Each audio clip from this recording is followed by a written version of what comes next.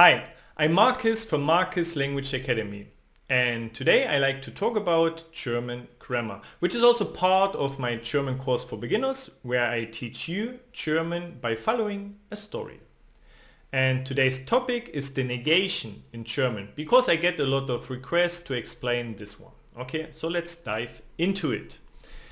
In German we have different ways to negate. First we can use Nein, then we can use Kein, and also we can use Nicht. So there's a little confusion for some people, so let's explain it when we use which word. Nein, actually it's just a negative answer to a question. If you say yes or no, if I would say no, I would say nein. So let's see an example. Hast du ein Auto?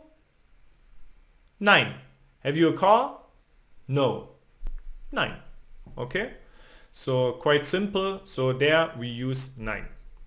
Kein we use for nouns with an indefinite article or without article. Okay, when we have a definite article, it doesn't apply. But here in the indefinite and without article, yes. Let's see an example. Ich habe ein Auto would be yes, I have a car, no? And if we make it negative, I would say ich habe kein Auto. I have no car. I have any car. Okay? So therefore, ich habe kein Auto. Or when we don't have an article, ich habe Hunger, I have hunger, then we would say ich habe keinen Hunger, because there is no article in front of the noun. Ich habe keinen Hunger. Okay?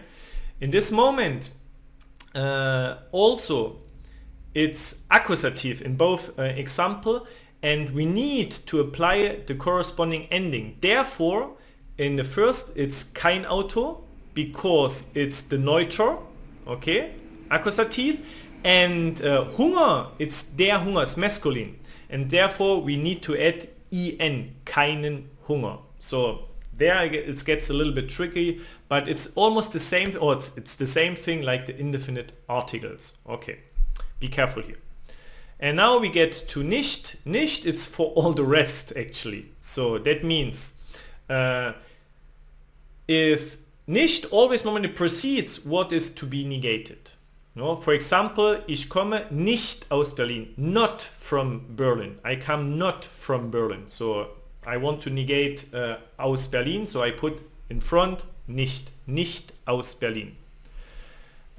Or another example, ich bin nicht klein, I am not small, I'm not small, ich bin nicht klein.